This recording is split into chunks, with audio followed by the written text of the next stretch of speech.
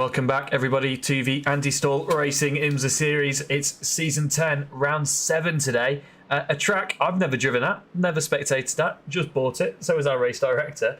So some corner numbers to get used to, work our way on the track. But we're here at Canadian Tire Motorsports Park, a debut for the track in the Anti-Stall Racing IMSA series. I'm joined once again by Alice, and Brody's going to be joining us as well, but he's just got some technical issues. Alice, I don't think you've ever driven here either.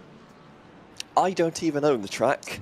This is going to be one of the commentary booths of all time, I feel.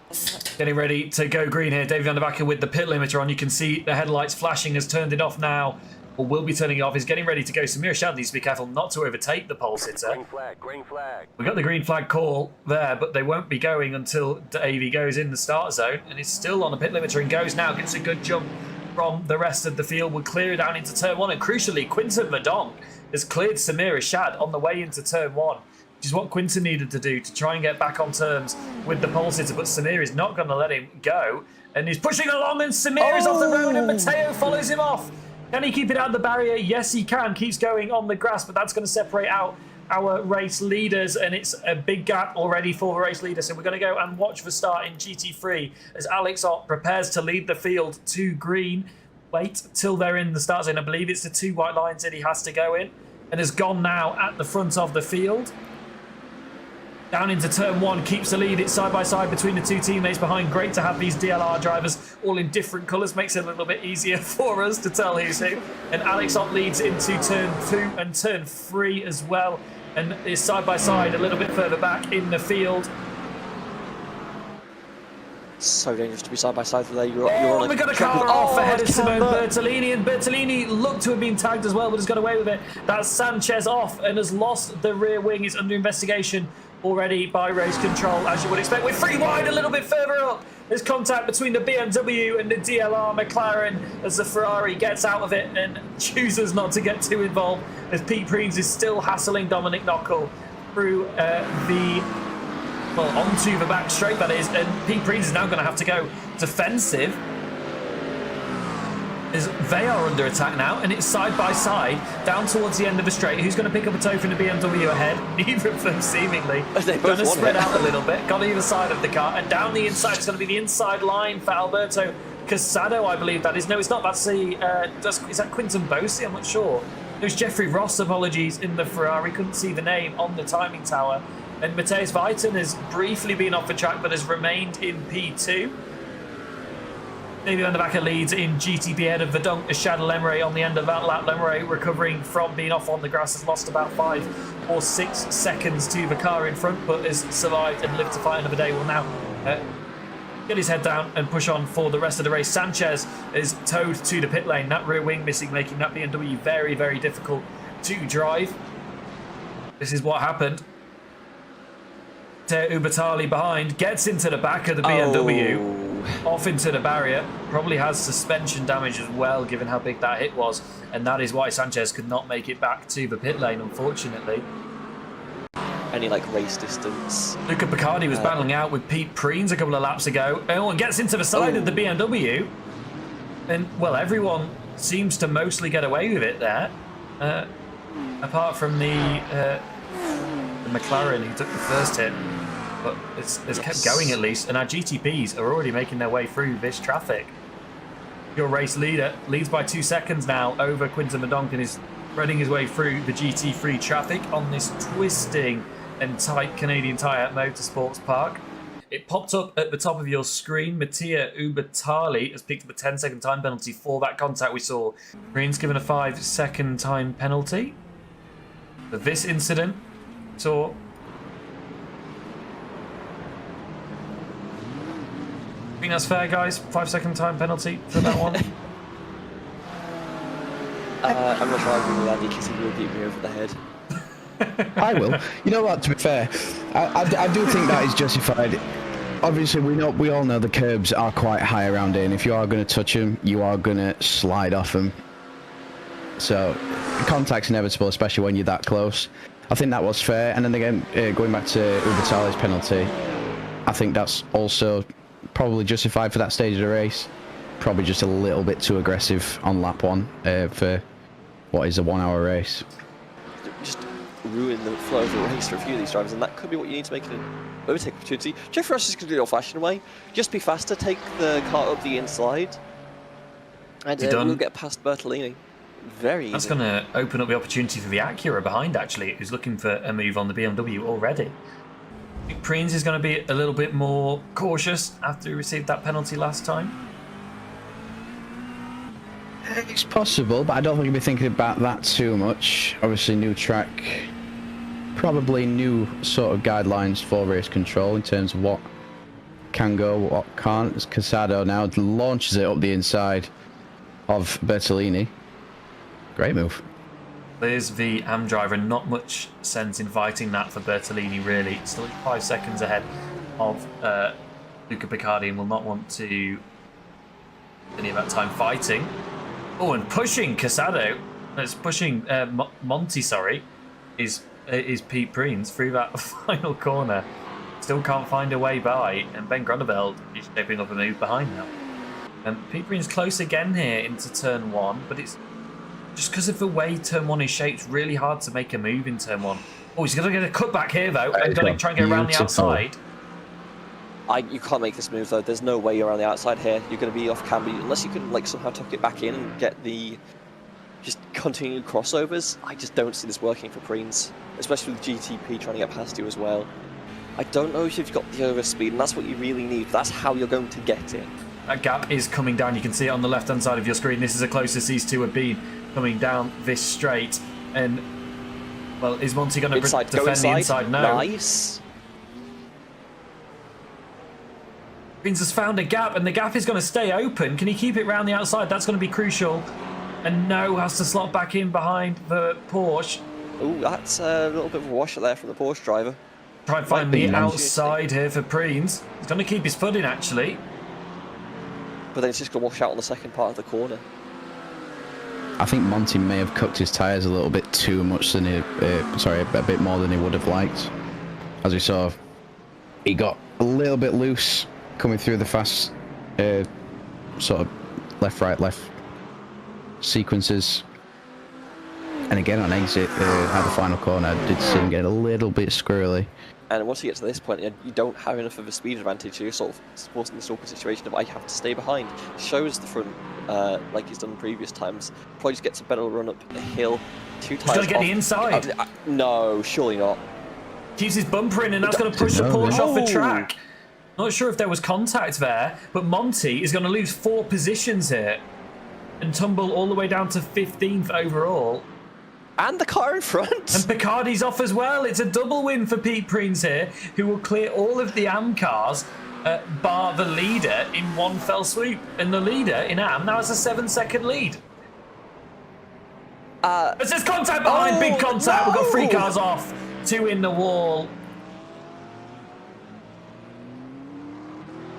Oh, it's a disaster. Let's take a look really at good the sequence of events here.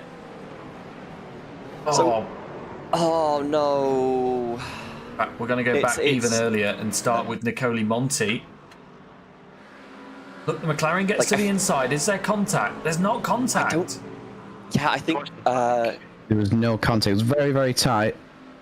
But I think he just spooked Monty a little bit into a mistake.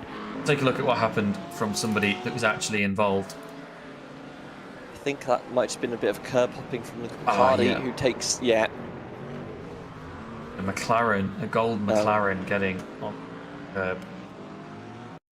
Picardi with the victim air quotes there as he gets tagged. Ben Grunewald. I think Ivan Veska just nowhere to go. Oh, yeah, that's just... I don't know if the car's rolling back. You have phrase control, I'm just not sure the brakes hold there. That's kind of... I know, but the car would just roll back like that if they just... Oh, and Nicole Monti, well, gets away with it mostly, but he'll be kicking himself. Just about. Alex coming down the start-finish straight. That makes a lot more sense. We take the lead. Schum, actually. Matthias Weiten, no. He's 8 tenths ahead of him. No. Yeah. So there we go. There's confirmation. Overcut works, because that gap was... I think it was about 3 or 4 seconds, although it's got the tyre temperature here, and Matthias Weiten... Well, I think Weiten might meet some dirt there. Alex Ott retakes the lead. Callum looks about 7 seconds back, and Albert Preem has lost out big time here. Yeah, that's a shame. There was definitely potential for a move to be on then. Oh, and down the inside. How was there not contact there? Dominic Knocker went off the road a little bit in turn 1. That messed up the speed, flashing the lights. Jeffrey Ross. No, Ross, you can't flash it. That was fair driving. Probably doesn't feel like it in the cockpit, but that was all square as far as I'm concerned. Get an even better toe this time though, and look, before they even get to the back straight, it's trying to put the pressure on. Like, you need to be on the inside or the outside line for this corner to set this up properly. You have no real space anywhere else. They are very close together this time through though. I think that might be a good launch for Ross. Might just go inside, go inside. Can't quite get the overlap though. Got it. Oh, he's there now. Oh, Bumper's there. and that should be check and mate Ferrari pulling ahead of McLaren as the move finally made for Ross. Just about getting, you need to be deeper on the brakes than that. They are and there's squeezing contact on the turbo. exit and the move is not done. Oh, that is incredible work there from Knuckle. Oh, spins for Jeffrey Ross, tanks the barrier. On the pit straight, can he get it spun round safely? This is going to be difficult. A lot of cars coming through, there's a gap now. Another day done. Please don't. That car's not moving. That left rear is not connected. Like, I don't like getting on the throttle a little bit to just see what it's like. Oh, okay, and we're going to lose another car here, I think. Well, the GCP allowing Mattia Ubertali to try and get the move done on Dominic Knocker. They're going to be side by side into turn 1. Can the Mustang hang it around the outside? Tries to carry the speed through and does carry the speed through. Wow, to keep the inside and stay ahead even going into turn 2. I've noticed that with a couple of cars this race. That corner is slightly banked, so you can run that outside line and gain so much more grip compared to the tighter line. Albert Preem off and in the wall. That's high. That's... Where is that? That's the hairpin. A long sequence of things that's happened here, and it's going to start with Callum Lux going off the track. Good catch on the oversteer. Very good save, yeah. Point, yeah, it's just going to take you off. There's Green behind with a lot of closing speed, and tries to hang it around the outside. What's going to happen here? Contacts what's going to happen here, and into the barrier for Albert. That looked like just an unfortunate bit of spacing between the two cars where... Oh, in racing instant. Yeah. There was room for both of them to give on that one. Monty, though, had a bigger problem. Oh, big spin, loses the room. Oh, no, and that's into the barriers. Bang. Oh, big crash. Ooh, upside down as well. What? What? Why is the car clipping into the gravel? iRacing, what is going on? Interesting to know what happened here, because obviously he's lapping. Here we go. Oh, there we go, wow. That's it there. Just a slice of touches. What? What? Okay. Alright, mystery solved. No, not mystery solved. What the hell? I swear to God, the more time I spend in this league, the more cursed it gets. Literally, we've got ghosts inhabiting the front bumpers. Davy van der Wacker. A quiet race for the Dutchman today, but we'll come home to win in GTP and the BMW. Take home a nice of points. Well, Leclerc Lemray finished probably his best result of the season. Then Verdonk in P2 and Samir Shad will take P3. There's Viton yet to come to the line, that leads by 16 seconds. Green is coming from the final corner now and will win in G3. Then Groneveld pressuring Luca Picardi, but obviously has that 20-second time penalty, so nothing will come of that. Whatever happens, Luca Picardi will win. Then Groneveld will come home in P2, finish P3 as Ivan Veska will be promoted up to 2 after the post-race penalties are applied. Alex Ott will take P2, which pretty pleased with after that spin. Callum Lux will get the podium after he lost it last week due to a post-race penalty after a amount of incident points, and there's a bit of a traffic jam going on. They come up the hill. Ferrari steams in with an awful lot of speed. Dominic Knockel will come across the line too.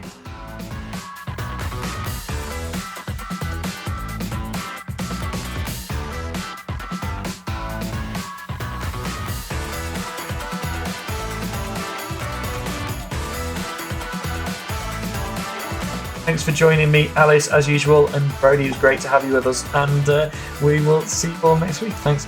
Good night.